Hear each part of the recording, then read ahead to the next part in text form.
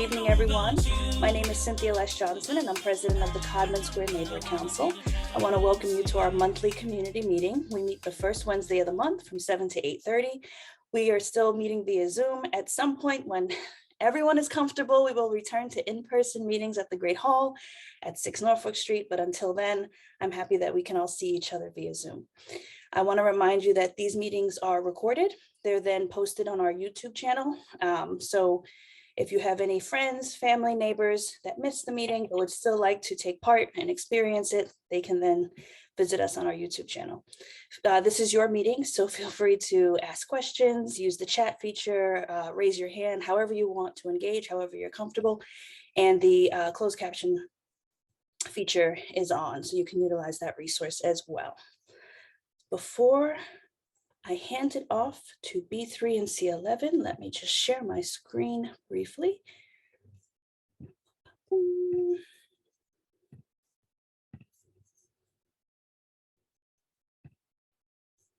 So this is our agenda for the evening. We do have a lot to cover. We may have to jump around a little bit, but we'll get through it. And as a reminder, this is the YouTube channel. I'll put the link in the chat throughout the evening as well so that you can have access to it. Usually for our August meeting, we dedicate the meeting to the health of Codman Square. And historically, that's played out by collaborating with the Boston Public Health Commission and then sharing health data of the information that's available to us for Codman Square in comparison to the rest of the city. And that is really important to us because we get to see what some of the health inequities are and where we need to really focus our energy and efforts throughout the year. This year, we're taking a different approach, and we're going to look at the health of Codman Square based on all of the new energy and excitement and innovation and just great opportunities that are happening in Codman Square. So we'll still be looking at the health of Codman Square based on, kind of what's coming into our neighborhood and what we've been working on and what's working. So I want to thank all of our presenters this evening for being here tonight to give us updates on some of the things that are happening in Codman Square.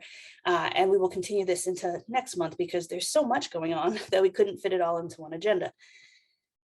With that said, before I move on, I just want to quickly thank our 2022 board members. They're not all in this photo, but they are really a great group. They make sure we have our monthly meetings, our community events, all of our community initiatives, and they volunteer their time and their energy to make sure that everything we do is a success and we're reaching the goals and objectives of the neighborhood council. So with that said, I'm going to jump into the agenda. I just want to make sure everyone can hear me okay. Thumbs up, great. And we'll kick off the agenda hearing from District C11. Officer Keaney. Thank you very much, Cynthia. Sorry I wasn't with you last month. I was on vacation, so back again. And I don't have a heck of a lot to tell you about, which is always a great thing. Just basically 3 incidents, all in July.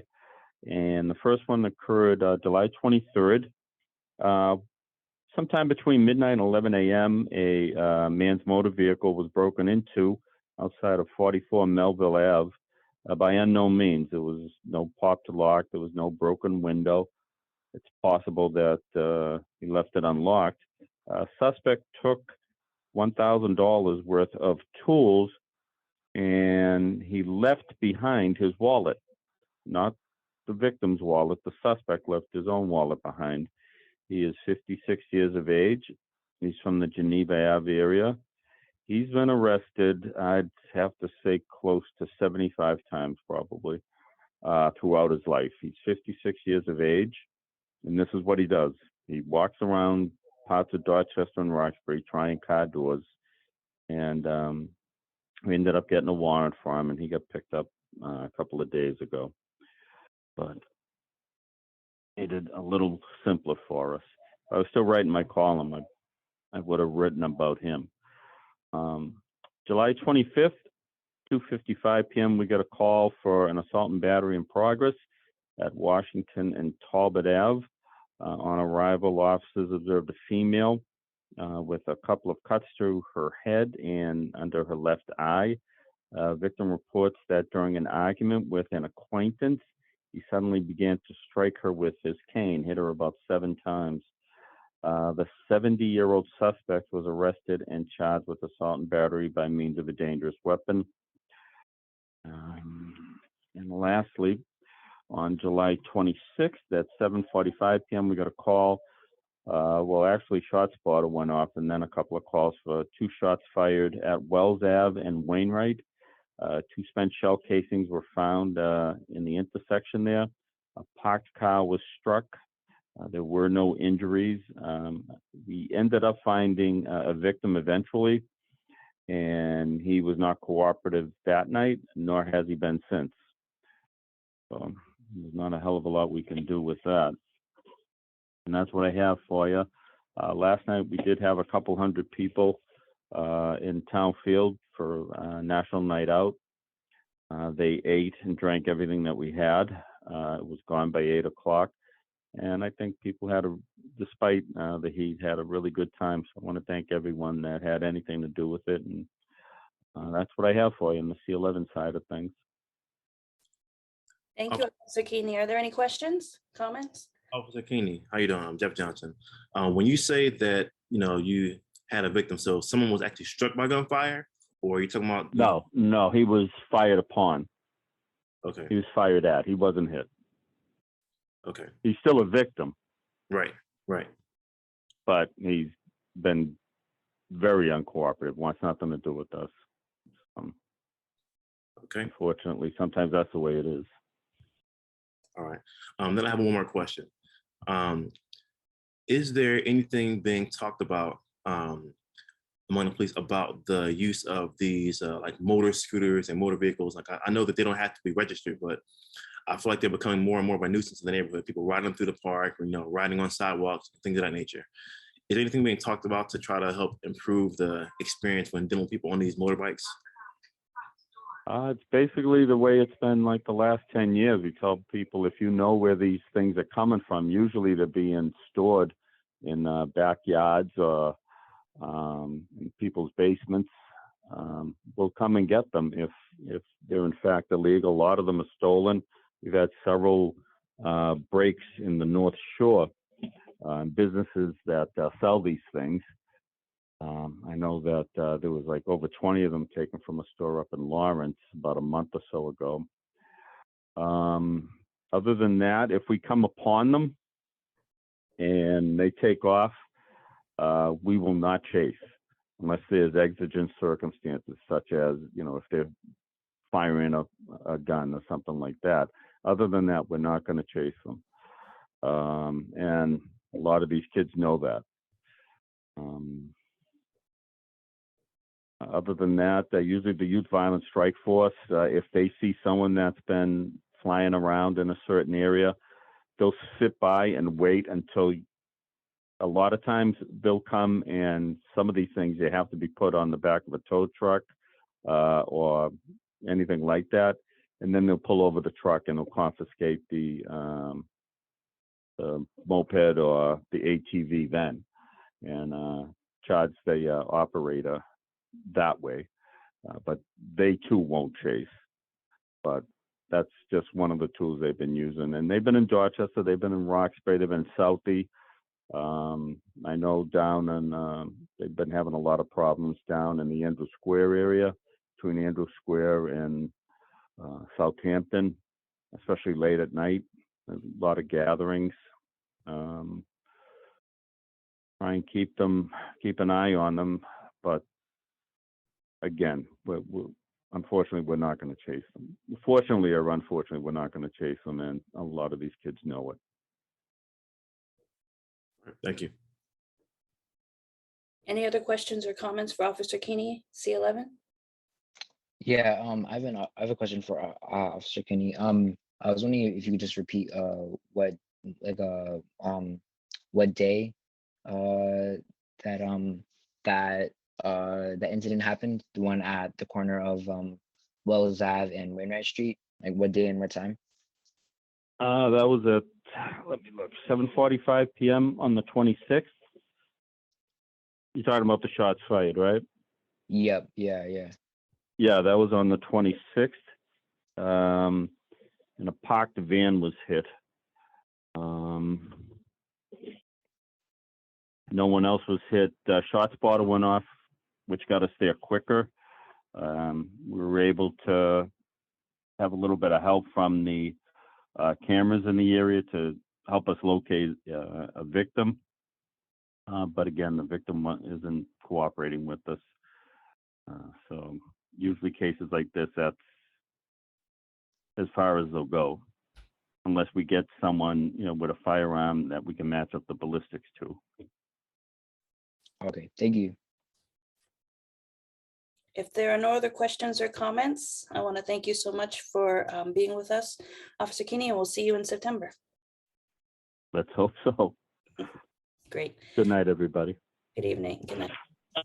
We're going to move on to B3. Yes, good evening, everyone. How's everyone doing today?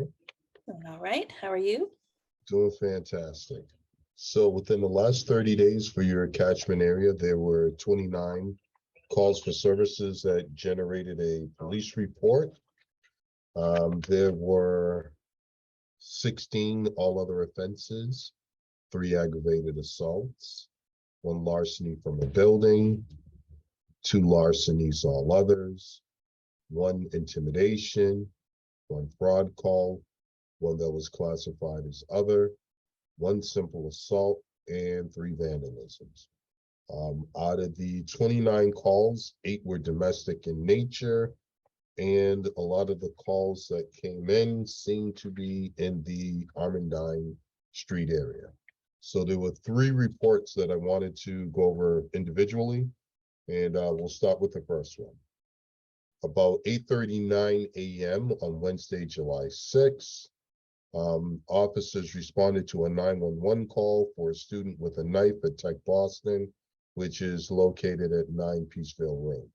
Upon arrival, officers were met by the safety specialist, who stated a student came through the metal detector with a knife. The student was later identified, won't say name, of course, because he's a minor. But when they attempted to walk through the metal detector, it started beeping. An administrative search was done of the suspect's book bag, and the person was found to have a pocket knife and a vape pen. Staff confiscated both the knife and the vape pen. So once everything was confiscated, the suspect became very abusive towards staff. Of course, for that, nobody wanted to place him under arrest. He was suspended, and he will be returning to school in September. And for the second incident, around 8:26 p.m. on Friday, July 8th, officers assigned responded to a radio call for a person with a gun in the area of Withington Street and Norfolk Street.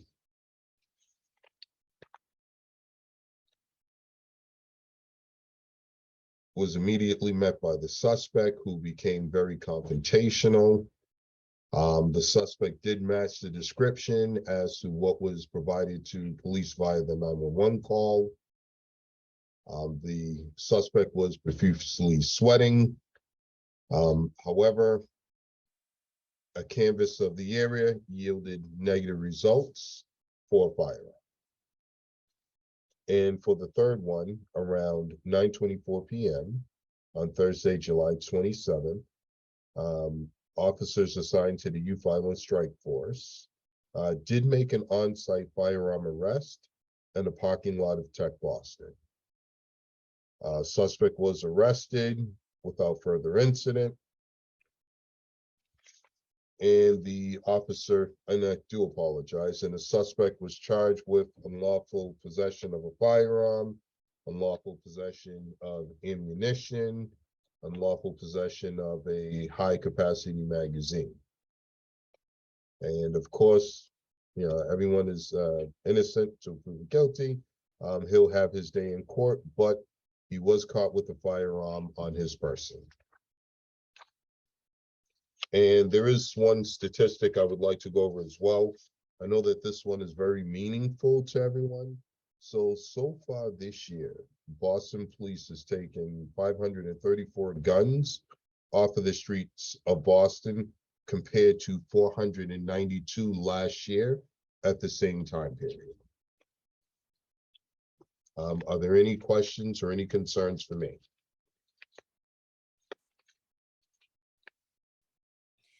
I feel like you had similar reports regarding Tech Boston last month as well.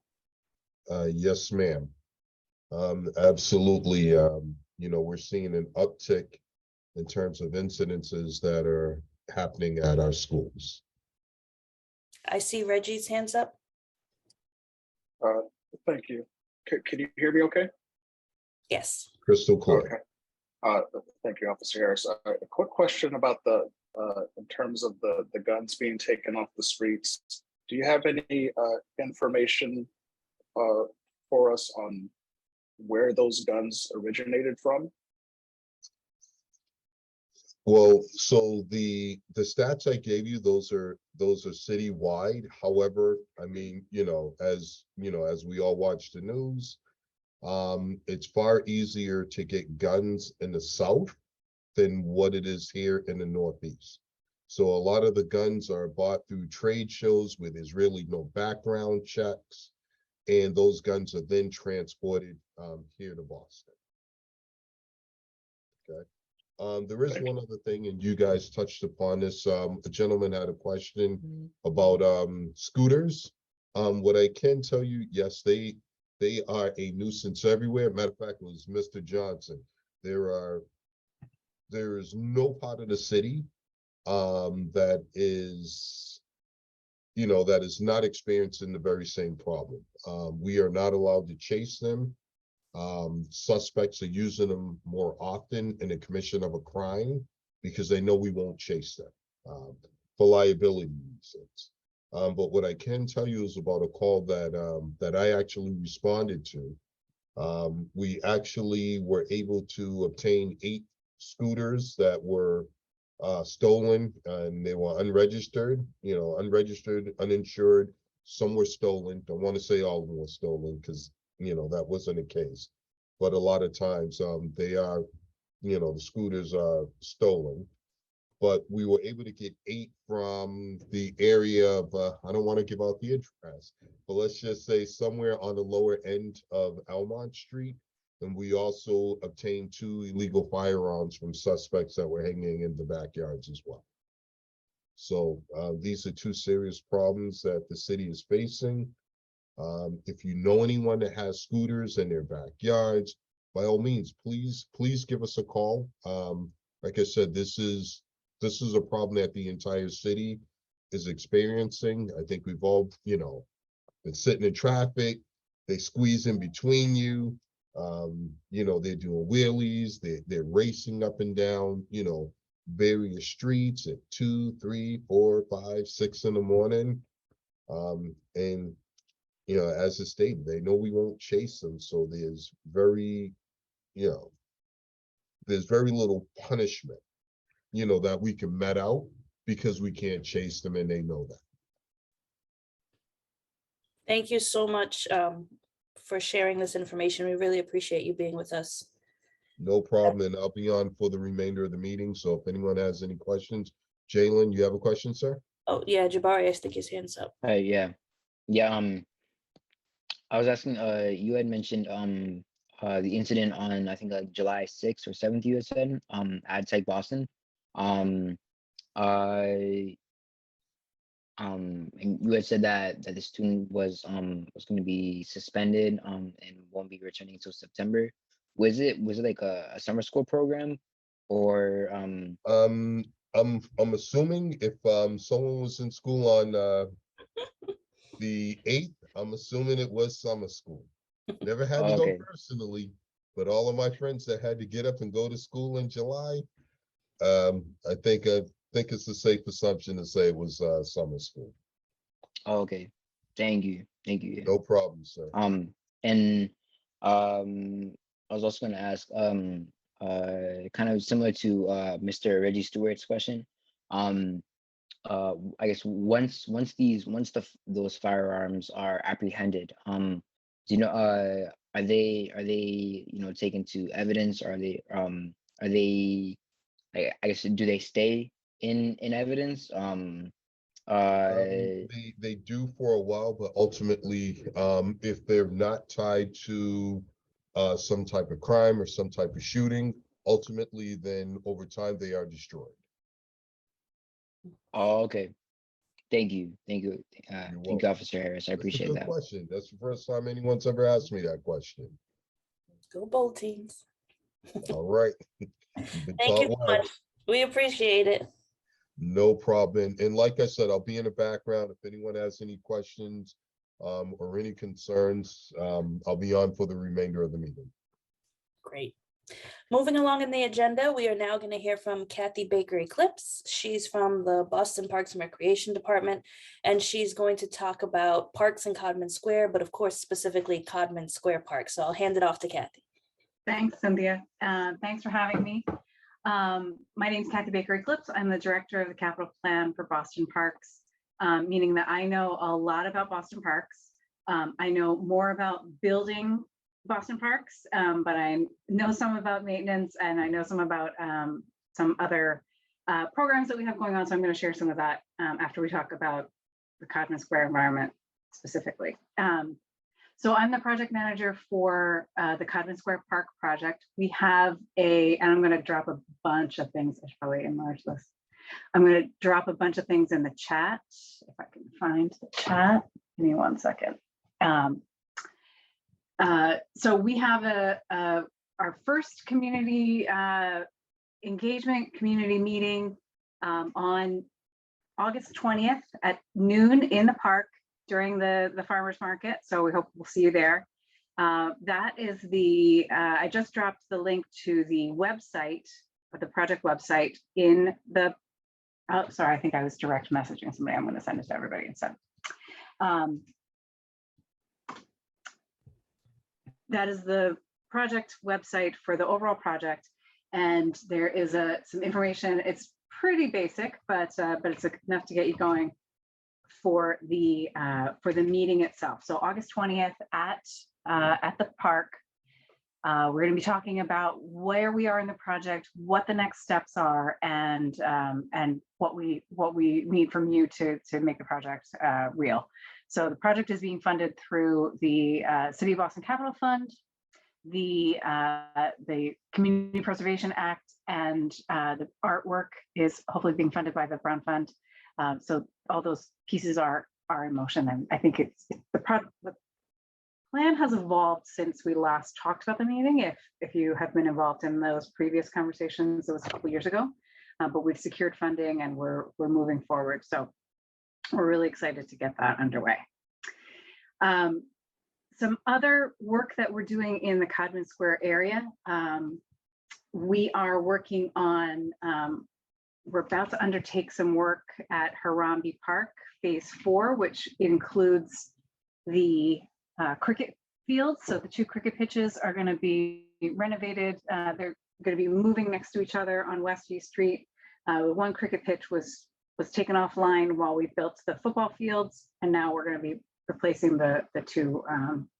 So there's going to be 2 cricket pitches on West East Street. So we'll have some community meetings about that. If you're interested in that, you can contact me.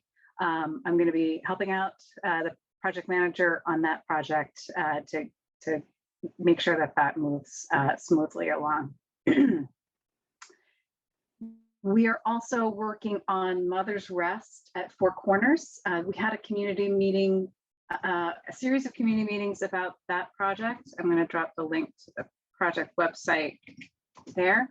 You can also go, for those who are listening to this later, you can also go to boston.gov and search for the names of any of these parks in the magnifying glass at the top right-hand corner of the boston.gov website, and they should pop up. So Mother's Rest at Four Corners, we had some really interesting conversations about what the future of that park is going to be. The playground is going to remain, the plaza is just going to get better, and really trying to connect people on both sides of that park. As you know, there's quite a bit of hillside between the 2 levels on Washington Street and Claiborne Street. So really trying to make that a strong connection between those 2 levels. The project manager for that is my colleague Lauren Bryant. She's a great resource. She has a ton of experience, and is really excited to start working, continue working with the Mother's Rest community. My colleague B. Chatfield is working on the design of a new park on Norwell Street. That's with the WOW Coalition. They've been very involved in that work. We've had a couple of meetings. We're trying to figure out some funding issues, and the community meeting process will continue. So if you're interested in that, reach out to B. Her contact info is on that project website. So again, that's for Norwell Street. Her name is B. Chatfield. She's also a great resource. We're really excited to have her working on that project. There's a couple other projects that are, I guess, technically in the Codman Square area, although I don't always think of them as Codman Square, but I think they're definitely nearby. We're wrapping up construction on the Doherty Gibson Playground. You may know it also as Town Field, so that work is going to be wrapping up this summer. Excited to have that back in the community, being able to be used by the community. There's going to be a new playground. I think some of the play equipment is going in this week. They're working on that. There's also going to be a splash pad there, a paving plaza, some seating areas, trees, benches. It's going to be beautiful. So that's going to be wrapping up the next 4 to 6 weeks. I've been working on the Odom Serenity Garden, which is also a new site that will be coming online. That is where the old part of the old Mattapan police station was, the old site right next to the MBTA rail line. So that's going to be a new site, a sweet little park next to the new housing project that's going in there. So that's really exciting. That we've been working closely with the Rock community, the Restoring Our Community group. They're wonderful to work with, and we're really excited to have that come to life, really come to fruition. In the capital plan for the upcoming capital cycle, we're also going to start looking at the Geneva-Eclipse site on Geneva Ave between Bowden Street and Washington Street. So if you're interested in that, let me know, and I can add you to the start of a mailing list for that. There's no project manager assigned yet. There's no designer assigned yet. So we're still a couple months away from really getting into, or several months away from getting into the meat of those conversations. But there's going to be some exciting work going on there as well. You may know that Thetford Evans was recently opened. That's on the corner of Thetford Street and Evans Street. I also have worked a lot in the Codman Square neighborhood immediate environments. I did some work way back when, first met Cynthia, I think back in like 2010 maybe, when we were working on the Loesch family park. So I have a lot of experience and a lot of friendly faces in the Codman Square neighborhood. So excited to continue working. I also worked on the Roberts Playground, both the artificial turf fields and the playground and the courts. So if you have any questions about that, I'm happy to answer any questions about that. Some of the programming we have going on, we have a lot of programming in parks across the city. I'm going to drop the link to our summer guide, which I had. Here's a copy of what it looks like, and dropping the link to that in the chat. There's some stuff going on in Dorchester, specifically some stuff at Ronan, some stuff at Harambe. So that should be an easy walking distance if you want to, for a nice evening stroll, or some arts programming. There's concerts, there's movies, there's arts programming, there's fitness, all across the city. So both nearby your neighborhood, and also if you want to go out a little further, there's some really fun movies coming up this month. So I think the closest one may be in closest maybe Ronan. I think it's Shawn. and that one's going to be playing there this month. I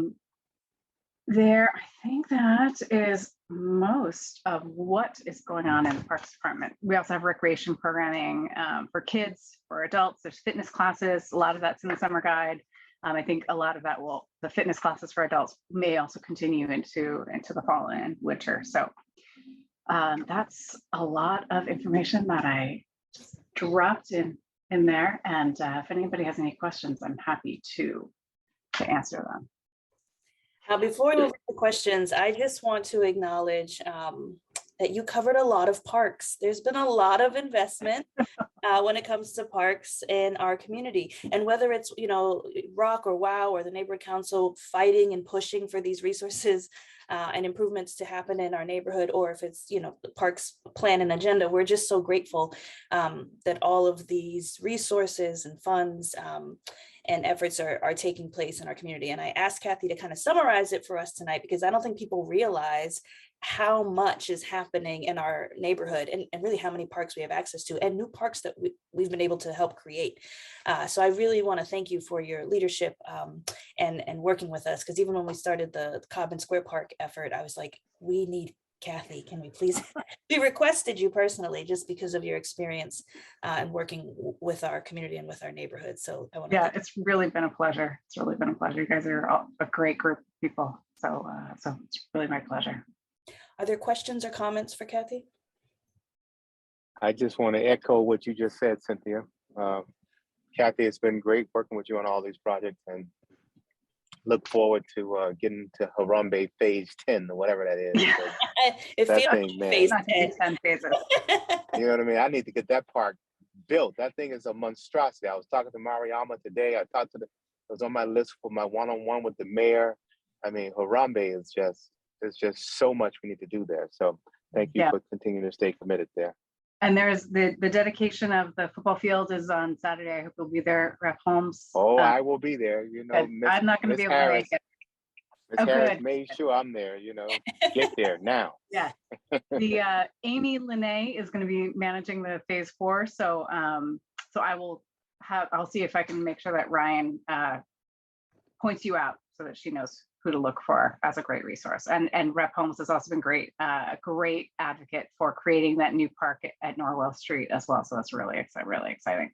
And not just that one. I pretty much absolutely had his hand in all of them. So we appreciate you, Rep. Holmes. And also, Cathy mentioned some of the movie nights in the parks.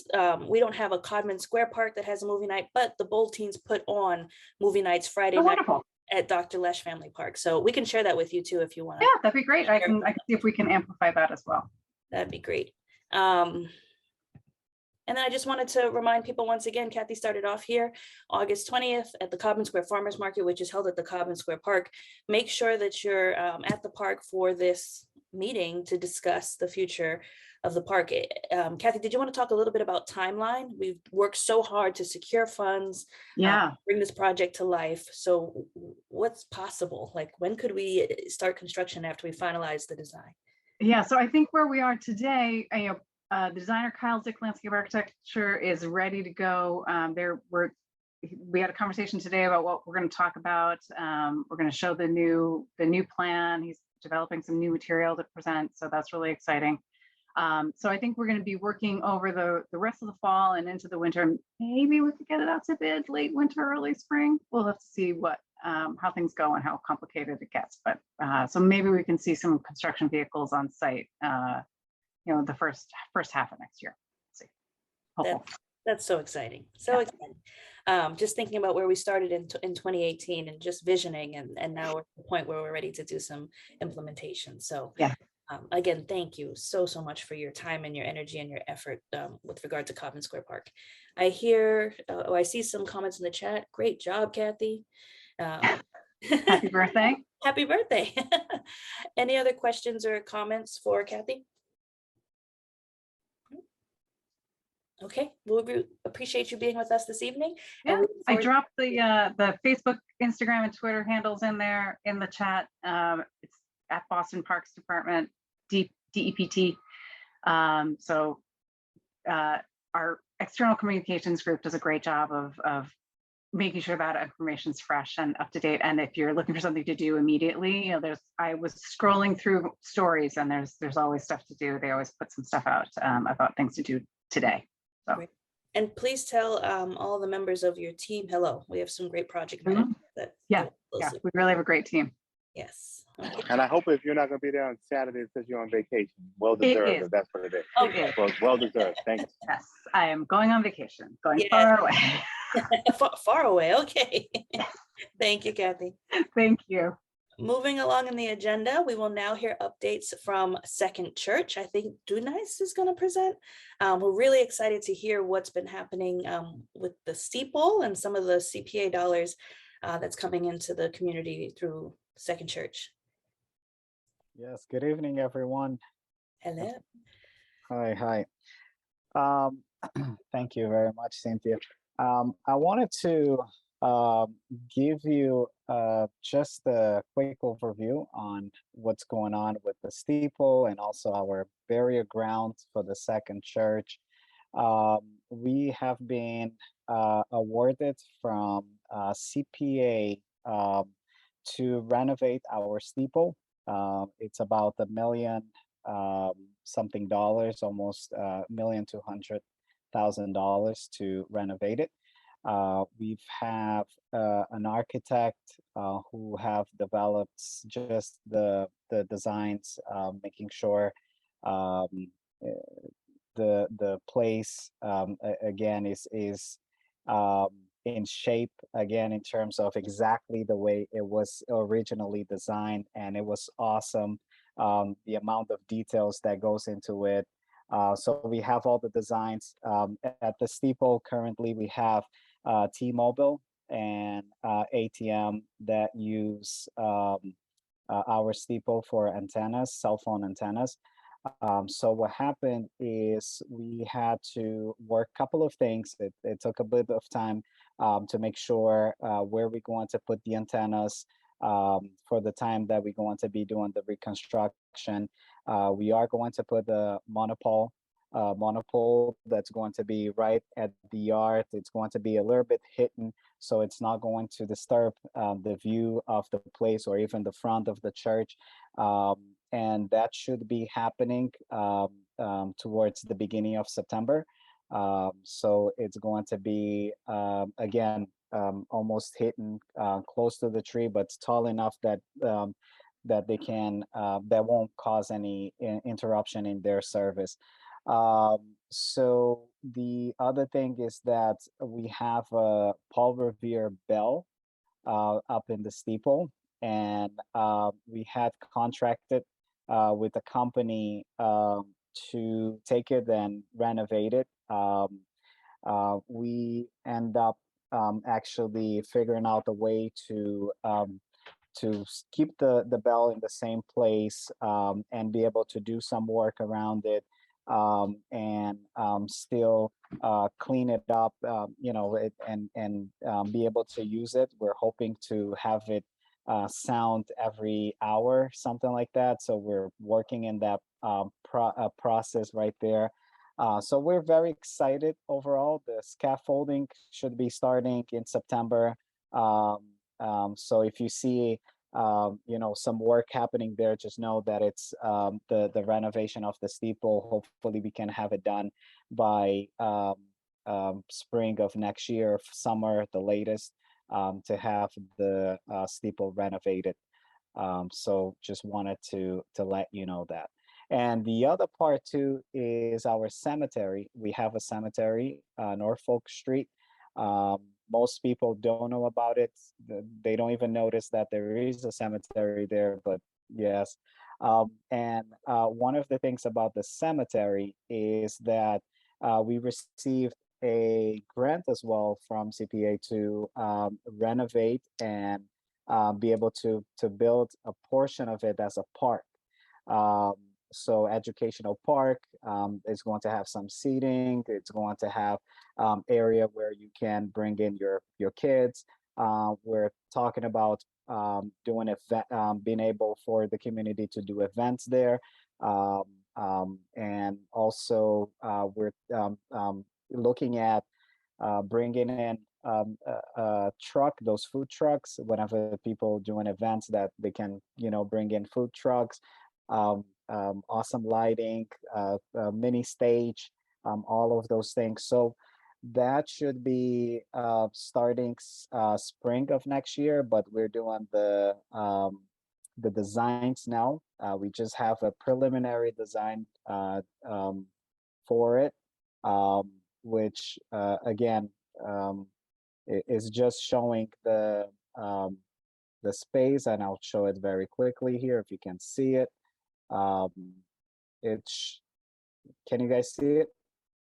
Just a thumbs up if you can see it. Perfect.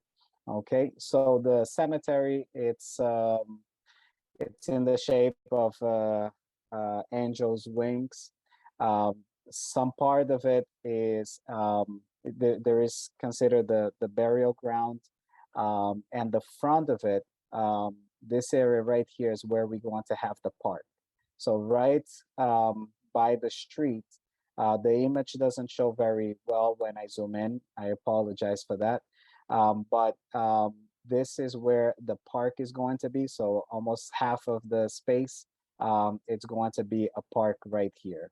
So towards the end is where also you'll find Reverend Codman towards the end here. The burial ground is more towards this end of the this burial ground. So the park will be towards the front here. So just wanted to give everyone an update on this.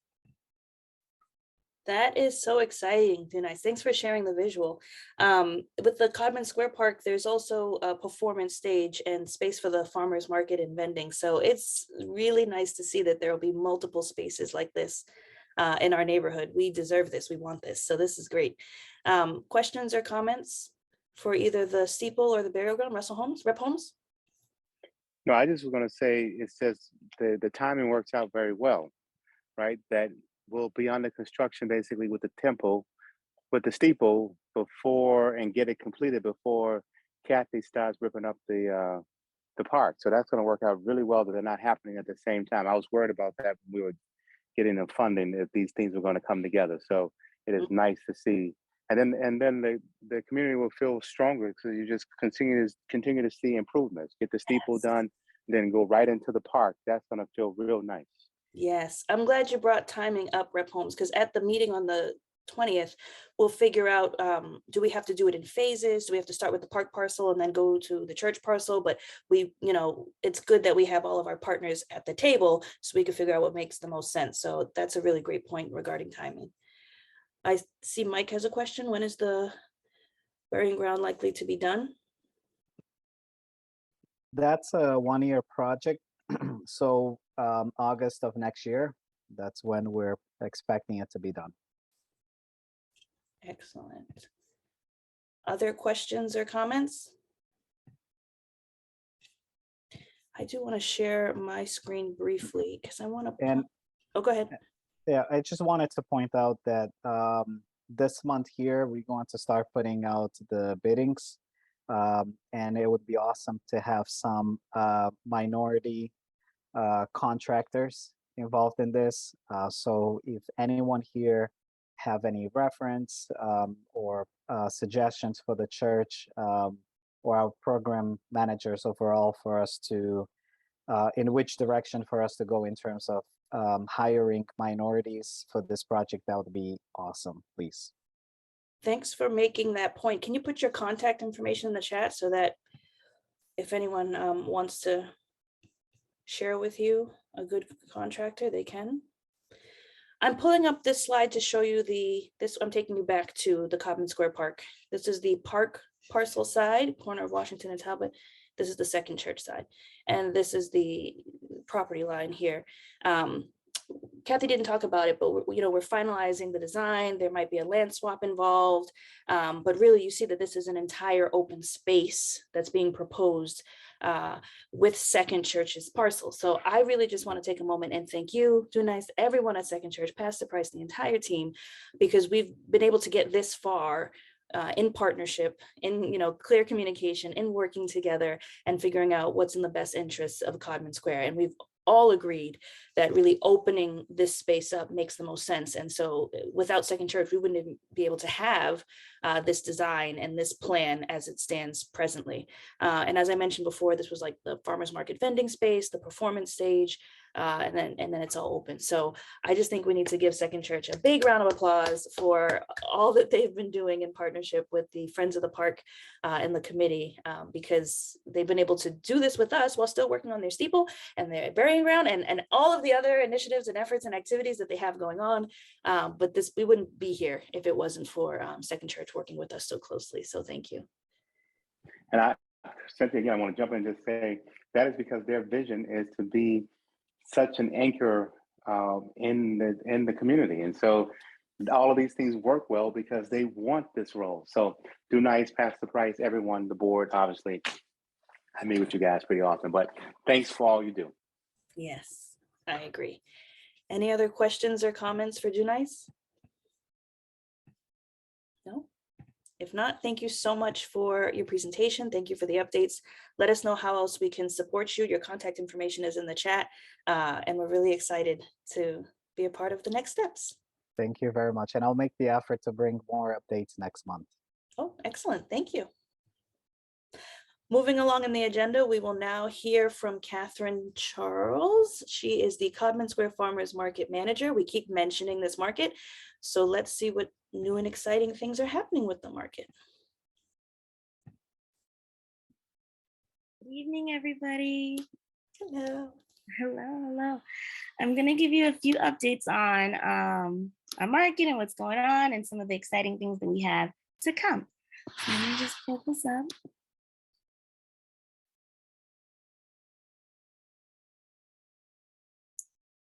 Okay, while this looks, again, our farmers market is running right now all the way up until October 8th. We're running every Saturday from 11 a.m. to 2 p.m. at Codman Square Park. And it's been going really great so far. We've had our third market on Saturday. People are excited. We've got a good turnout. Our vendors are happy to be there and our community is happy to be there. So we're in our 15th year. The market started off in 2008 to help bring healthy food to Codman Square. And I think that we are reaching our goal of doing that, especially since we've got in touch with City of Boston to give coupons, but I'll talk about that soon. But I think that our market in particular is doing a great job at bringing fresh fruits, fresh vegetables to our community. Some of our staff for this year, Cynthia, Loesch-Johnson, myself, Richard Scott, who's here, and we got a whole lot of awesome teams who work with us. Christina, Serafina, Jabari, I think is here, Devin, Zaquarach, and Raquel. And our both teams help the farmers market so much. They do everything from setup, breakdown, pass out flyers, speak to community members, but they are a big part of our market. So if you do come by, you'll definitely see our teams, meet them, they're wonderful. Here are just some of our vendors, some of our farmers. We've got Her Farms to sell herbs and different vegetables. They're wonderful. Iggy's Bread, Oasis Sambulu, who's right here in Dorchester, and Riverdale Farm. We're so happy that we got to welcome, oh, actually, our vendors also, we didn't mention this last time, but our vendors do accept cash, debit, EBT, and market coupons. So it's very accessible to our community members. This year, we're happy to announce that we have 2 new vendors that are coming very regularly, and one of them is Save Meals Meats, and they've been providing us with top-notch meats. It was actually Julia Child's favorite meat vendor, so we're so happy to bring that type of quality right into Codman Square, and our community is so happy to receive this. So another one is a local vendor right here. I think they are on Adams Street, On Fire Nutrition. Last week was their first week, but they'll be joining us for the rest of the market. And they have delicious, energizing teas, protein donuts. They're awesome. And here are just some of our events for this month. We've got a full social Saturday agenda for this month. This weekend, we're celebrating National Farmers Market Week at the park, where we're going to be welcoming vendors. We have water games from the city of Boston. That's going to be pretty wonderful. So if you have children, bring them, or yourself if you want to just cool down during the heat wave. We're working with Codman Square Health Center to celebrate National Health Center Week. They'll be bringing different resources, but that's on the 13th. On the 20th, Thumbprint Cares is bringing in their backpack giveaway again. This event gets pretty large. We're able to supply lots of families, lots of kids with backpacks and get them ready for the school year. So that's going to be a great event. And then on the 27th, we are doing something called Codman Eats, where we're celebrating different chefs around our community. So we're gonna have food trucks, we're gonna have food demonstrations by Delectable Eats and Fresh and Eat Well. They're doing different food demonstrations and samples. And then Fresh Food Generation is coming with their food truck. So lots of different things to taste and try right here in our community. We also provide summer eats at the Market Tooth for any youth who is looking for food. On the Saturday, they're able to come and get a meal. I want to talk about our coupon program in partnership with the city of Boston. Last year, we were able to provide our community with over $100,000 worth of fresh fruits and vegetables, and that's because of the coupon program. This year, we're trying to do the same, but the city of Boston gave us 225 coupons each month, and we were able to get over that in signups. It just shows how much our community is in need of this, and we're trying to, meet the needs of our community. We have right now 235 people signed up, and more are looking, but we're just trying to get them what they need. So everybody's receiving $25 worth of coupons, and we're doing it through the Codman Square Library once a month. Today was one of our days that we sat there and provided the people who signed up with the coupons, and they were able to come and get their $25 worth of coupons. We're not taking any more at the moment because we have surpassed our limit. We're hoping to get more, but this is what we're doing right now. And that's what our coupon program is looking like. I can quickly show, I didn't get to show this last time, but I did want to show just how fun the market is. Come by, have fun with us. You get to explore different foods, fresh foods, and just, it's a great time in Codman Square. So I just wanted to show.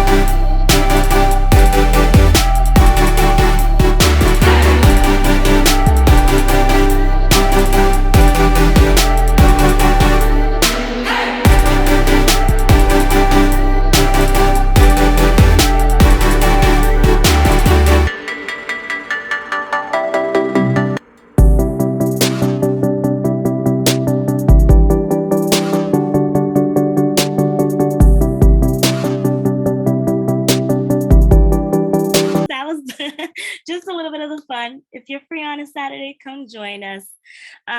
We are still looking for vendors. If you know anybody who's interested, who wants to come join us, let them know we're here. Just email us at codmansquaremarket@gmail.com. Here's just some of our handles. Oopsies. Our website, we do have a website. Please visit it. If you have a pen and paper, you can write it down, and I'll put it in the chat as well. This is our Instagram, Facebook, and our email. And we hope to see you Saturdays from 11 to 2 o'clock. Any questions? Thank you, Catherine. That's a whole lot, and it looks like so much fun. I love going to the market on Saturdays. Thank you for all that you do, because you're really leading the way and making sure we have farm fresh produce in our community. Any questions or comments for Catherine? Oh, they want the TikTok video and the link. I'll send it. Thanks, Melissa. You want to give a shout out to the DJ? Yes, he's here. Hi, Antoine. We've got you right here. Antoine has been holding it down. He's been coming he'll be there most Saturdays. Awesome music. So come see Antoine too. Yeah. We really appreciate you providing a lot of the music at the market. It's nice to see a neighborhood council board member contribute in this way. The farmers market is our effort to bring local, fresh, organic produce to our community. We know the health inequities. We know diabetes type 2 is a major issue in our community. Obesity is a major issue in our community. And with the farmers market, that's our way of trying to address, combat, educate, and engage the community in changing behaviors. But we also have a lot more work to do in terms of changing our environment and things like that. So I see hands are up. Reggie? Thank you. Catherine, I had a quick question. First of all, I absolutely love the farmers market at Codman Square. I love to go there. I like the the Fair Foods initiative. All of that stuff, bringing fresh food, making it accessible and affordable. I had a related question in terms of the actual vendors that get to the market. It's my understanding that out of the 5,000 farm owners in the state of Massachusetts, only 21 of those are owned by a Black individual. That kind of represents less than 0.5% of farm owners, whereas Black people in Massachusetts represent 9% of the population. So my question is there a way that we can identify and support those farm owners towards like, hey, if you're Black owned, please come here to the farmers market, we'll buy your stuff, because we're already underrepresented. So is there a way that we can identify and support, those vendors as well? I love the whole thing. Cynthia, do you want to answer that one? Yeah, we welcome new farmers, especially ones that understand our mission, our goal, and want to be a part of it in that way. So it's something that the market manager does when they start each season, reaching out to new vendors and new farmers.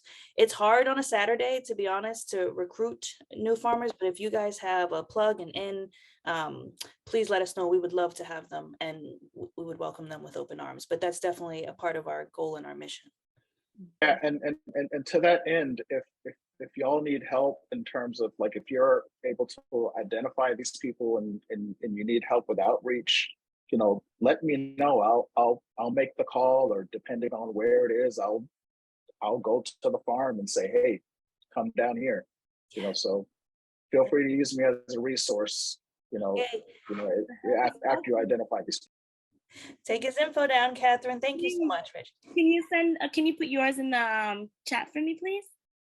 Your info, Reggie. And also Apollo is a good contact. Mike put that in the chat, his information for farmers of color. And we have Oasis Umbalu at the market. That's our most local and of course, Black owned and run market. I see DuNaiss has his hand up. Just wanted to mention that actually first, Catherine, thank you very much for all the great work that you're doing and the contact and all of those things. Just wanted to highlight that the 13th, we have our Children's Festival as well. So I'll connect with you in terms of that. Okay, so it's going to be right, there on the lawn. So I'll connect with you. Thank you. For that one. DuNaiss is referencing our social Saturdays. So our farmers market is not just about bringing fresh, local, organic produce to a community in need, but we also showcase and highlight all of our amazing community organizations and community efforts. And one of the social Saturdays has been the Kids Festival with Second Church. And so I'm so glad that we'll have that again this year. Thank you. Okay. Thank you so much, Catherine. That was a whole lot. We look forward to hearing more from you next month. All right. Bye-bye. Bye. Moving along in the agenda, we will now hear from the Bold Teens. I think Jabari and Zaquarach are presenting. That's right. I was just wondering if you could make me a co-host. Yes, I can. Go ahead. Thank you. So we are the Bold Teens. our mission is to create a sense of community and really provide some of the things that the Common Square area has been lacking and needing for so long. Um, uh, uh, our group stands for Breath of Life Dorchester. And we've been doing a variety of things this summer. We have movie nights on Fridays, every Friday at the Dr. Loesch Family Park on Wainwright Street in Dorchester. It's every Friday at 8 o'clock. And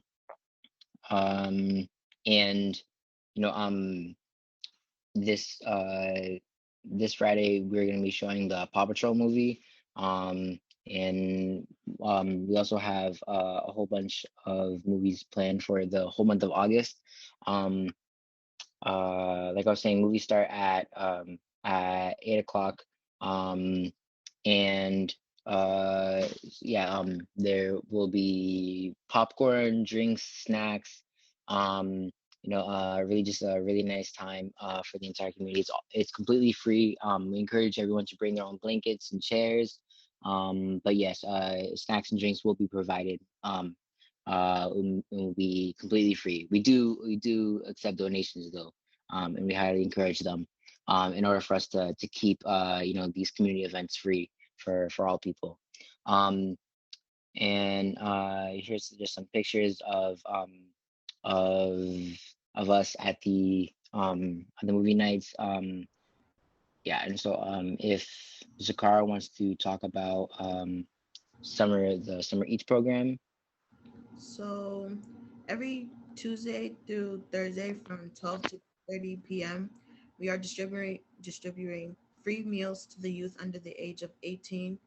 And we are hosting fun arts and crafts activities like coloring books, Jenga. We also got giant Uno cards. It's really fun. And we do this at the Common Square Library each week. And knowing that school is out, and the youth relies on school lunches a lot, so we decided to do this for the summer too, so they can also have good, healthy meals.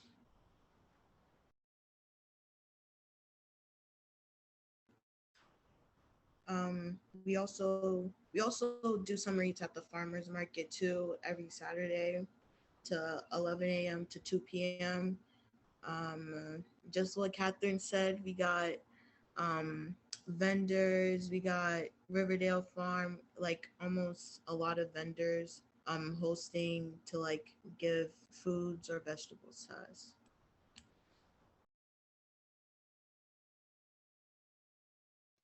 And we wanted to take this time to talk to everyone about an initiative or that us as the bulletins are doing. We are conducting the Common Square Merchants District survey. So we wanted to ask people in the community what they want to see in terms of the commercial and in terms of the commercial space and businesses in their community that they will be going to day in and day out. We have the URL, the QR code right here. So if it's a quick survey, it takes less than 60 seconds to do. So if you guys all want to use your phones, and if you go to the camera on your phone, you can scan the QR code and take the survey. It's really quick. There's like 2 questions on it. It takes like less than 60 seconds and will really help us in our campaign to really make sure the community is heard when it comes to how we go about changing our merchants, the Common Square Merchants District. And I wanted to talk a little bit with everyone about the Merchants District. Last year we went along Washington Street, Talbot Ave, and Norfolk Street.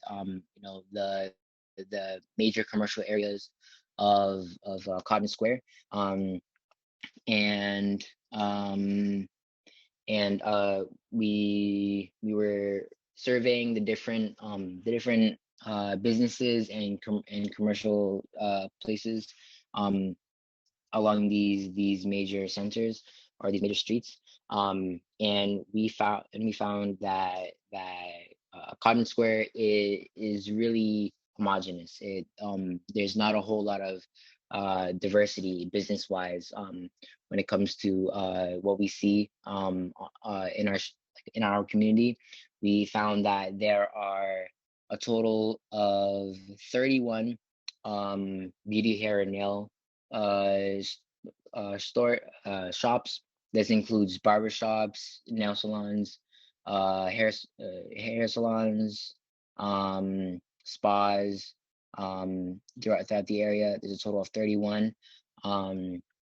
We found out that there are 21 churches and religious establishments, 19 convenience stores, and all of these are within like a couple blocks of each other. So you could walk to all of these. 17 restaurants, which might seem good at first, but one thing that we noticed is that many of these restaurants are very small scale restaurants. There's not a whole lot of sit down restaurants, places where you can come and sit in with your family and order a nice dinner and have it delivered to your table and everything. I think we have Fresh Food Generation, which has a small seating area inside and an outdoor patio area where you can sit and eat. However, that is seasonal because no one wants to be sitting outside eating in these New England winters. And I think also whereas Taste of Eden also has a small seating area, but many of these again are small scale. Many of them are small places where you can go and get a to-go plate, and then you have to leave the restaurant. There are 16 auto services, so lots of auto body shops in the area. Only 4 financial services, so this includes banks and cash checking places. There we found out there's only actually 3 banks. The 4th is all checks cashed on Washington Street, cash checking place. And Citizens Bank is actually we found out they are only renewing their lease for 1 more year, and then they're going to be leaving our community, and so that is going to become a vacancy. There are a couple other food places, food locations like American Food Basket. There's a fish market, meat market, all on Washington Street. 4 laundry and dry cleaning places. 3 telecommunications. 3 pharmacies. And then some other kind of miscellaneous businesses and stores in the area.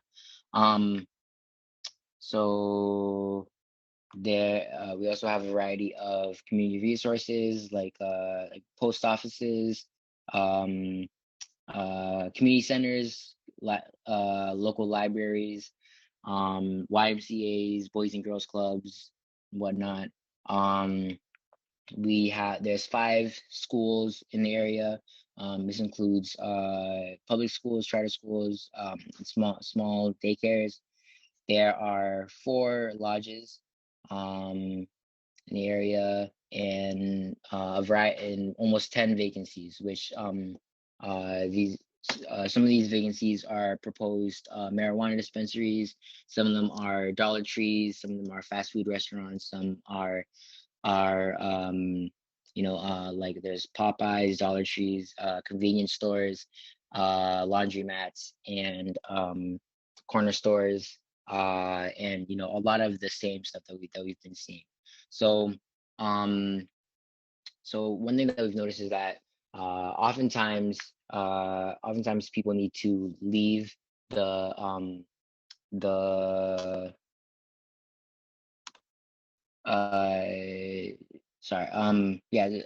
oftentimes people need to leave the area in order to access, certain things, like whether it be hospitals, parks, or sit-down restaurants, where they can enjoy a meal with their family. And so we really wanted to diversify kind of Codman Square's portfolio. So we wanted to see more. We wanted to ask people in our community what they wanted to see more of, whether it's bookstores, flower shops, pet stores, baby gyms, youth activities, daycares, ice cream shops, whatever it may be. And while we so what we've gotten so far from our surveys, from our responses to the surveys, is lots of people want to see more sit-down restaurants. Lots of people want to see coffee shops, cafes, indoor play areas for kids, playgrounds. Lots of people asking for bookstores, pet shops, clothing stores. Lots of people asking for grocery stores or supermarkets. And so we also allow people to really just say state whatever it is that they want to see, whether it be a movie theater, art studios, bakeries, sneaker stores. It could be anything from a small ice cream shop to a 5-star hotel, although we probably don't want that because that would just make traffic worse.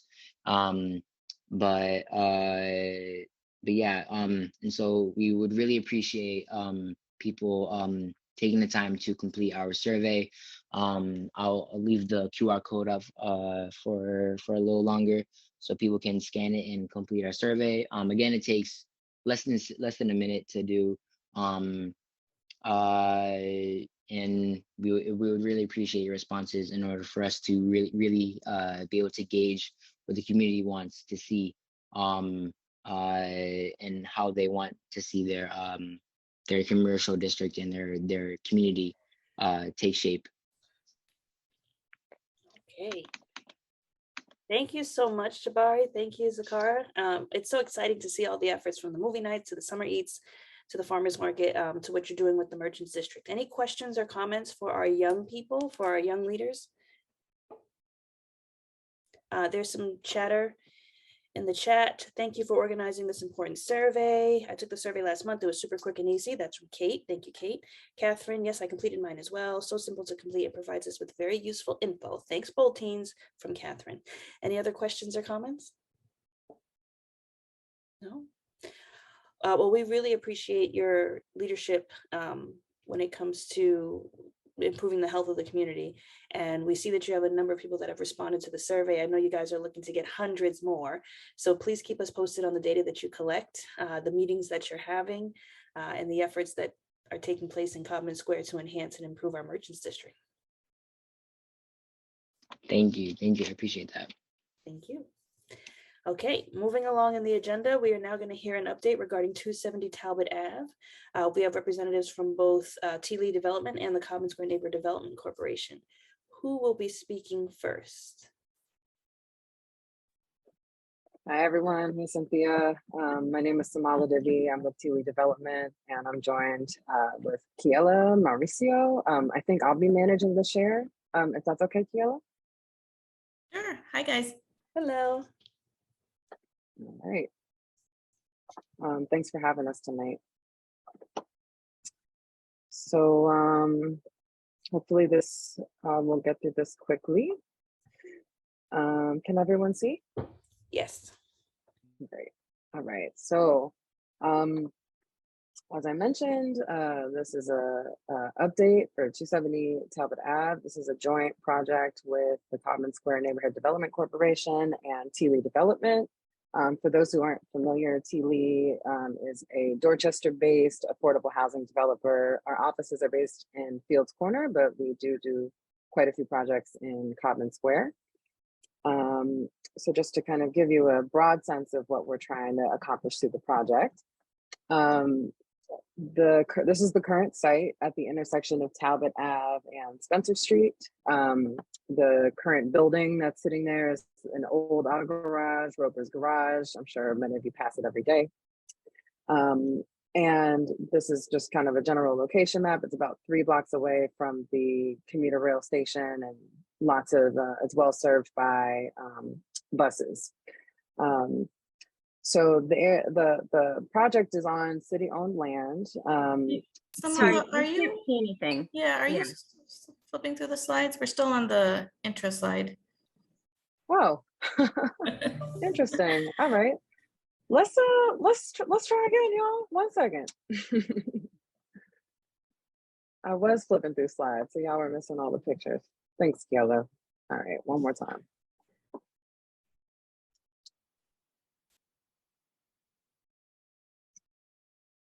You know, Zoom don't like to cooperate. Okay.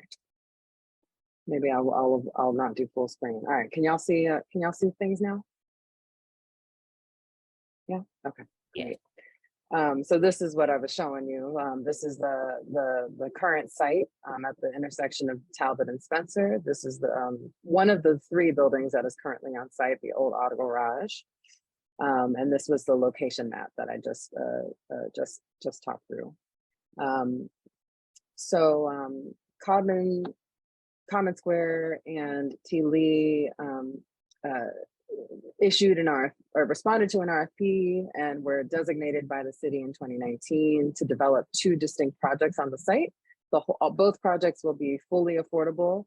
Codman's project is going to be affordable rental, and we are proposing an affordable home ownership condominium project. So with that, I will pass it to Kiele to talk through Codman's portion of the project. Sure. So some of you might have already seen this before. By the way, my name is Kiele. I'm the project manager for Codman Square Neighborhood Development Corporation. And we are Codman Square based, a nonprofit, and we own and develop, for the most part, affordable housing in Codman Square. So Codman Square's 151 Spencer Street building is part of our Talbot Commons 2 project. Can you go to the next slide, Somala? There we go, thanks. So TC2 is it's a scattered site. It has 1 building right here at 151 Spencer Street and 1 building at 25 New England Ave. And these buildings are approximately 3 blocks from each other. It is a green transit-oriented site with bus lines, gosh, less than a block from both of the buildings. It's also about 2 blocks from the commuter line. They will be LEED Silver certifiable, passive house, and net zero energy. So our greenest buildings to date, and we're very excited about that. So this slide just shows some basic details about each building, but tonight we're just going to focus on 151 Spencer Street, which is the one on the left, because that is the site that we are developing as a joint venture with TLee Development. Can you go to the next slide, please? Here we go. So on the upper left-hand side, you can see the building that's there right now. It is currently owned by the city of Boston. It's underutilized, but I believe they use it primarily for storage right now. And you can see 2 different views of the building that we're proposing to build. Pretty much at the exact same site as this building up above. It will be 19 units of affordable rental housing. They're all rental units, and they'll be available for residents at or under 60% of area median income. There are 8 parking spaces, a whole lot of bike storage. It's about 21,625 square feet. And it'll be a mix of multifamily housing. So there'll be 7 one-bedrooms, 8 two-bedrooms, and 4 three-bedrooms. And it's, you can probably tell, but it's 4 stories. So it's not a huge building. Can we go to the next slide, please? Here we go. So on the left, you can see this is the entire site here with TLee's building at the bottom and Codman Square's building on the upper side. And then I kind of scrolled in a little bit so you can see the details of the first floor of Codman Square's building. It'll have, it'll be really nice inside. It has laundry room, bike room, and we've got some green space on the back of the property, which kind of buffers it from the neighbors. And it's just nice to have green space in the city. Honestly, we're really excited that we have a project with green space, finally. You go, well, we can leave it on this slide. So 151 Spencer Street has not changed significantly since the last time we presented to the council. It has same square footage, same footprint, same unit distribution. The only thing we've changed, and this was at the request of the city of Boston. Sorry, Somala, but could you go back like 2 slides to the facade? There we go. Is the color on the facade of Spencer Street. So initially we had a little bit of bright yellow accents around the bays and the windows, and we made it change to blue. And that was an effort to kind of blend in a little bit better with the neighboring houses and apartments across the street. Right now, this project is in pre-development. So we received city funding. We hope to receive state funding in 2023 and start construction in 2024. So the reason for this late date is because it'll be first TLee's building will be built, and Somala will talk a little bit more about that, and when we plan to demolish the existing buildings. And then once TLee's done, we'll start construction on our side. Any questions? Comments? Hopefully you all like it, but if not, please call me anyways and let me know your thoughts.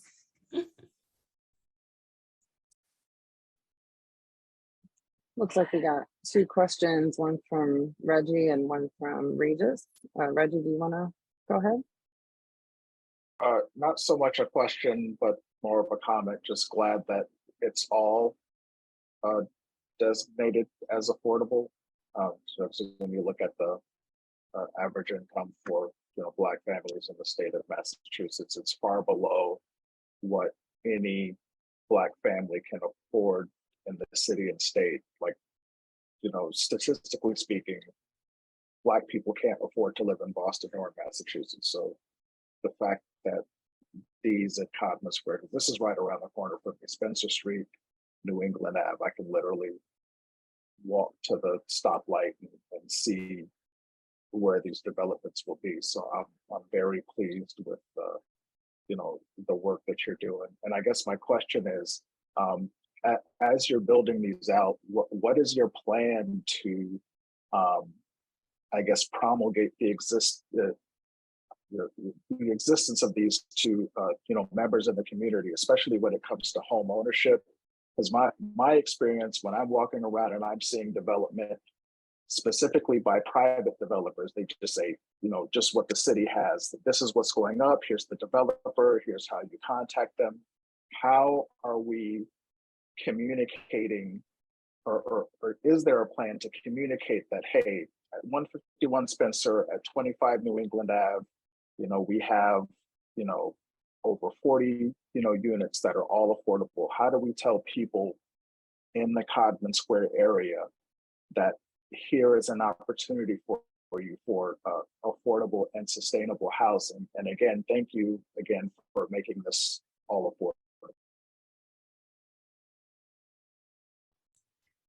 I'm not sure if that's a question for me or Somala, but so we are a Codman Square based nonprofit. So this is where we work primarily, but also when we get to that point of advertising, we make sure that we advertise in mostly local periodicals, especially ones that are popular in this neighborhood, ones that are in Spanish. Somala, I'm not sure about TLee's side. I can't speak for your. Yeah. Yeah, we actually I plan to share a little bit about our plan, and when I go into more details about our project. So Reggie, if you can just sit tight for a few more minutes, I can get to your question. Okay, sure thing. And I know it's a long way away, but whenever that time comes, whatever mechanism you have to let the community know, please share it with me. I'll share it with my network. I'll let everybody know. Yeah, we need to rely on folks to be Yeah. successful. So that's great to hear. Awesome. Absolutely. Yeah, I'm here for you, but Good to know. And I'm just checking in on time. I know our meeting ends at 8:30. We have 2 more presentations after this. So I just want to ask you guys to bear with us and we'll get through these together. Rep Holmes, we really want to hear about the taxes update. We said we'd give him extra time this month. And then Mr. Tavares is also going to present too. So we just have 2 other presentations after this. So please bear with us. All right, if Regis and Reggie can just hold off on their questions, I'm going to zoom through our component and then I'll get back to the questions. So Kiele just presented on the common part of the site at 151 Spencer. On the southern part of the site that borders Talbot Avenue, we have our project. So here is kind of the building shape and kind of the layout of how we're distributing the site. We've got 9 parking spots and some green space here, although we're a little jealous of Codman's green space. This is what the building will look like. I think we also had different color scheme and the city of Boston asked us to change that. And we're using the same architect as Codman. So we're hoping that the buildings will speak to each other. Just a little bit about what's going on our side. So it's also a 4-story building, just like Codman's side. We're offering 18 affordable condos for purchase. So they're going to be offered at below market rates and they will be, this is a home ownership opportunity. We're also going to be offering 2 ground floor retail spaces. So that's kind of remained the same since the project was originally proposed. And those will also be available for purchase, ideally with a priority set for local entrepreneurs of color or organizations led by people of color who are from the neighborhood. We've got off-street parking, as I mentioned, bike storage within the building, and the open space that I just showed you on the site plan. This is another view of the building from Spencer Street. So to the right would be where Codman's building will eventually be. And this is kind of a response to Reggie's question. So, overall, the building, in addition to providing kind of a home ownership opportunity in a neighborhood where there's a lot of demand for that, we also recently heard that we need to offer kind of a range of units. So we've got everything from studios to 3 bedrooms to accommodate different household configurations. The prices that we intend to offer each unit range from 10% to 25% below what's currently going on in the private market. So these are some of the ranges. This kind of blends together all the units, right? So there's different ranges for each unit size, but this is kind of the overall lower and upper range. Now we, TLee in several past projects, we have worked closely with a homeownership consultant to recruit folks and prepare them for home ownership opportunities within our projects and within specifically our affordable projects. So not too far from here, there's the project 239 to 245 Norwell. It just finished construction in May. That is going to be 4 2-family homes, affordably priced. And for that project, we worked with our village initiative to really rigorously recruit folks who lived in the neighborhood, work with them to kind of get their credit right, their finances straight, and get them mortgage ready, essentially. So while construction was happening, we were working in parallel to kind of aggressively recruit homeowners and get them prepared to actually be in a position to make an offer and be successful with it. So that's a strategy that we intend to pursue with this project. And we've already been in conversations about how to do that. And this particular consultant, our village initiative, has a lot of experience in Boston, the communities of color doing this work. So we're doing everything we can on our end to make sure that folks who are in the neighborhood get access to those units. The last thing I'll say is that if anyone's been tracking this project, this was originally a rental project. The pandemic happened, the project was no longer feasible, even though it was pretty much ready to go. We had all the approvals we needed, the whole design, but we kind of had to go back to the drawing board in order to make the project work from a financial standpoint, which is why we're now offering it as condos. And so we need to kind of overcome this big milestone with the city to kind of get the BPDA to get on board with that change from rental to home ownership. And there's going to be a meeting in a few weeks on August 23rd. We would love for you all to come out and support and, communicate to the BPDA how important affordable home ownership is in the Codman Square area. So please come out and support so that we can kind of push this project forward. If that all goes well, our hope is that we will begin to demolish the buildings on the site in October, November. So here's the link. I'll put it in the chat as well. Again, the meeting is Tuesday, August 23rd from 6 to 7:30. And hopefully once we kind of get through that milestone, we'll be able to proceed and get a little closer to home ownership that we all seek to see in the community. So I will stop there, Cynthia. I know you got an agenda to keep. Thank you so much. It's really great to see this partnership play out the way it has. And thank you for this update that this public meeting is taking place on August 23rd. Please put that link in the chat so that folks can participate and attend.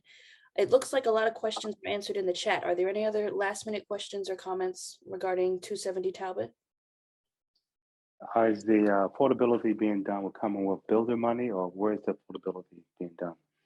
Yeah, Commonwealth Builder. That's what we're currently in conversation with Mass Housing about. And the underwriting. Mm-hmm. Is it already funded, or do you need a letter from me? I mean, have you already gotten it? We have. I will follow up with you, Rep. Holmes. Yeah, right. That may come in handy. So we'll be in touch soon. I'll call Crystal. I'll make we created this program just for stuff like this. So let me know. Thanks. Okay, will do. Thank you. If all goes as planned, there's going to be a lot of construction in Codman Square, from parks to the Second Church efforts to this effort. So and I want that building knocked down as soon as we can knock it down. I mean, so when I see October on the timeline of getting 270 knocked down, I'm like, yes, let's get this thing knocked down. So thank you. And Cynthia, I'm okay. I know we had hoped to get me on the schedule. Let Donnie do his thing, and then let's let everyone go. Thanks. Are you sure? Yes. At least give us a summary. We want to hear something. Okay, moving along on the agenda, we will hear from Donnie Tavares, candidate for 5th Suffolk District. Hey, good evening, everyone. How you doing today? Doing well. How are you? Good. Thanks for having me on. Just want to thank everyone for the great work they're doing. Codman Square has a great neighborhood council. Hope to see more stronger neighborhood councils throughout the district. Also want to thank Cynthia for her great work. I met Cynthia back in 2010 when she was up at the State House advocating for initiatives around the Boltine. At the time, I was a legislative aide for this 5th Suffolk District. A little bit about me. I'm a son of immigrants, came to this country when I was 2 years old, and I've been living in the district since. I've served in multiple capacities in government. My first job out of college was at Dorchester Drug Court, where I worked with kids struggling with addiction, making sure that they were diverted in prison and get into the treatment facilities that they needed. Afterwards, I served as a legislative aide for the 5th Suffolk District from 2010 to 2013, where I was eventually tapped by the Walsh administration. Served as special assistant for the mayor, eventually worked my way up to chief operating officer for the city and eventually chief diversity officer. I've served in that role for the last 5 years and resigned from my post to run for this office full time. As chief diversity officer, my main task was diversifying the city workforce. When I took over, 37% of our residents were people of color. When I left, that number under our tenure, that number was at 60%, the highest mark the city's ever seen. So I have a track record of getting things done in government. I tell folks I am the most experienced candidate in this race. I am day one ready. I have worked in both the state, in municipal government and worked with a lot of our federal partners. So understand the importance of bridging all the branches of government to be able to get things done. Affordable housing is a huge priority of mine. I see a lot of work being done around affordable housing and sustainable development. And that's something I hope to continue to support as state legislator, looking at vacant parcels where the city and state can be supporting and creating more affordable housing for residents. Working on education matters. I serve on the board of education for Nativity Prep. Nativity is the only tuition-free school for young men. So we service low-income families from fourth through eighth grade. I actually had the privilege of attending Nativity Prep, so felt the importance of giving back to my community. And so this is why I'm running for state rep, to continue to amplify all the great work we've done over the years. I've had success getting legislation passed through the House of Representatives and the Senate. I was the author of the cadet program, which was an initiative we took from the Boston Police Department and created at the fire department. We were able to get that initiative passed in 2020. So we now have a mechanism to diversify our public safety agencies. So I just wanted to come by here, say hello to everyone on the call tonight. Would love to have your support in this election. As I mentioned, we've had a track record of getting things done in government. We've been supported by multiple organizations, the Boston Teachers Union, the Massachusetts Teachers Association. We were just endorsed by SEIU 888 today. Also picked up the endorsement of Ward 15 committee and several other community leaders. So I am hoping to be a partner in the state legislature to support the great work this council is doing around sustainable development, around farmers markets. I'd love to see more of those get built. I was excited about the Dorchester Food Co-op that opened up on Bowden Street. So definitely want to see how we can amplify and continue to build on the great work that's being done around the community. So just wanted to come by, say hello to everyone today, just share a little bit about myself. Again, the election is on September 6th. The early voting starts on August 27th. And you can come as a partner. I've been someone who has been involved in the community from day one. As I mentioned, a lifelong resident. And so, we're just looking to amplify the great work, the great things we've done across the district. So I just wanted to come by here tonight, say hello, and just thank everyone for all the great work that you're continuing to do around the district. So.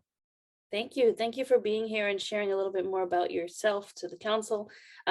Please put the information in the chat with regard to your campaign, how to reach you, and the election. Are there any questions or comments for Mrs. Tavares? No? Oh, very thorough. Please put the information in the chat. We really appreciate it. Rep. Holmes, we do want to hear from you this evening.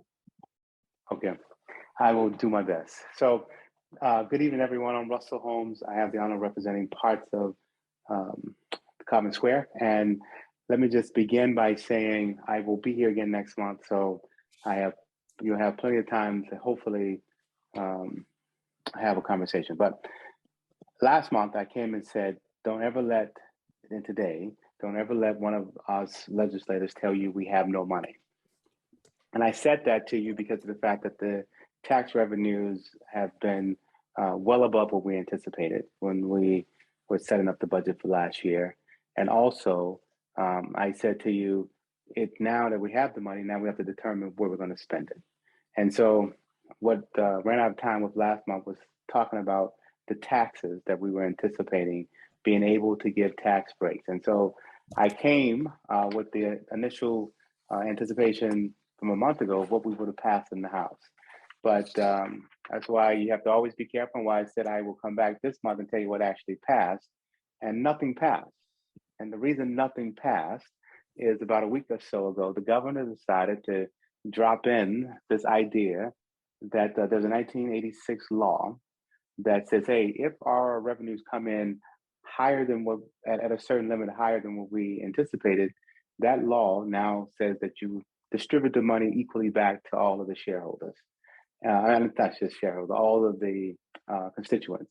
And so as a consequence, the governor says, hey, we're going to probably send back $3 billion back to all of us in the Commonwealth. And so that's not the way the House and the Senate had anticipated distributing the money. We firmly believe through COVID, through all the things we have seen, that we need to be distributing money around the Commonwealth equitably and not equally. And so I just want to just make sure I describe what equity is and what equality is, and then I'll end. And then if someone has any questions. I don't know if anyone has seen the little slide that's been around for a couple of years of like 3 people watching a baseball game. And there's a tall person, then there's a person not so tall, and then there's a short person. I don't know if you've seen this illustration, but the tall person, there's a fence, and the tall person can see and watch the baseball game without a problem. And then the medium height person can stand at the fence but not see over the fence. And then the shortest person can't see at all, right?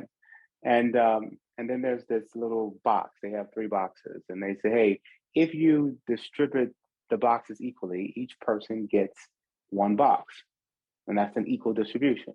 So now the tall person who could already see over the fence can see even higher over the fence. And then the person who was medium height has got a box and still might be able to see the fence. And then the third person still couldn't see over the fence. And so that's them saying, hey, this illustration I think is very effective, even though I can't do it necessarily on a phone, but it looks like someone's helping me out. Thank you so much. And so now then the other question becomes, what is equity? And in this illustration, you can see on the right-hand side, equity says, instead of taking all 3 boxes and giving each person 1 box, how about, please get that back, because that was so great. Who pulled that up? Who dropped that for me? Put it back, Jabari. Thank you, Jabari. On the right-hand side, you'll see Jabari, Jalen is showing what equity looks like. And so equity looks like, hey, let's give the folks who need more. Let's give the person who needs a little less of what they need. And then the person who actually needs nothing to still see the game, let's give them nothing. And I lean towards all of our money in this state government falling on the equity side. I don't think that like us deciding now that we have more money, we should just distribute it equally, because of the fact that we are trying to, as a society, make all of us succeed and not just some of us succeed much more than others. And I say that to say we in the legislature believe much more in equity than equality. And so if we distribute this tax money back equally, then the rich still gets their money. Some of us who are doing okay still get their money. And then we still have those in great need who are not getting the services they need to help them be self-sufficient and to thrive. And so the reason I don't have an answer for what we're going to do on taxes this month is because right in the middle of us getting ready to release this economic development bill that we thought would do all of these things to help those who are most in need, we did run into this question. And I'll just say this, I ran the numbers. So when this thing was voted on in 1986, Boston, we didn't vote for it. So again, just like what happened with rent control, we were smart enough as a city to say, hey, we don't think rent control is a good idea. We didn't think this idea was a good one because we knew we would have these type of problems. And so next month, if Cynthia allows me, I'm gonna give you the list of things I want to talk about. We have offshore wind that we passed and clean energy. We have equity in cannabis that we passed and all these host agreements and making sure that we have a fund to make sure people of color can get into that industry. We have mental health with parity. We have sports wagering and gambling that we now have. We have the taxes, we have no cost calls, we have the economic development, we have a gun bill, we have the infrastructure bill, we have the soldiers home, and then we have the budget and judiciary IT. All of those things we did. And let me say, how can we do all of this in the last couple of days? Let me just tell you why. Because for 2 years, no one budgets. Like you have one side of the argument saying, I'm not giving you anything. And the other side of the argument saying, I'm not giving you anything. But then when you say to them, hey, if you don't pass this by July 31st, none of you get anything. Then all of a sudden people say, well, wait a minute, maybe I can compromise here and there. And then literally, as you heard, we're supposed to be done at midnight on Sunday night and didn't end officially until my last vote. We did an all-nighter on Sunday night and then didn't do our last vote until 10 a.m. on Monday. So all of a sudden, all of these things were able to get done. So if I can just get a little bit more time next month, there's a lot to discuss about equity that we've been putting through all of these initiatives and not just equality. Thanks so much, and I will defer. Rep. Holmes, thank you for being here every month, keeping us in the loop with regard to what's happening in the State House. Yes, can I put you on earlier in the agenda so this doesn't happen next month? That's what I need. Yes, of course, of course. Okay, any questions or comments for Rep. Holmes before we move into announcements? Nope. Well, we look forward to hearing all the details next month, and it's good to hear the update that you just shared. The Mayor's Office of Neighborhood Services, DuNaiss just shared that she's responding to a fire in Mattapan and assisting with translation, so she won't be with us this evening. If you have announcements, get ready to share because we're going to jump right into it. Again, this meeting will be on YouTube. Please subscribe to the channel if you haven't already. The health center has asked us to remind you, COVID testing and vaccinations happen at the health center. I'm moving through this fast, but it will be on YouTube. The second annual Gospel in the Park will be taking place at Dr. Loesch Family Park, corner of Brent and Wainwright on September 10th, 4 to 7. As you heard, the Codman Square Farmers Market is every Saturday, 11 to 2 through October 8th. The teens will be at the library giving out meals, not just at the farmers market, but also here at the library Tuesday through Thursday. So make sure you send your young people there. And Friday night movie nights take place every Friday, 8 p.m., Dr. Loesch Family Park. Any other announcements before we close? No? Yes. Juan? Good evening, Codman Square neighbors. Sorry about that, Cynthia. How are you? Good. How are you? Good, good. Just two quick updates. My name is Juwan Skeens. I'm the youth director for ROC. Just providing an update in regards to the Life Skills Training and Wellness Center. So the community came together back in January of last year to establish a community-led life skills training and wellness center. I will be reaching out to Cynthia soon about collaborating on what can be community collaboration for a partnership with Codman Square.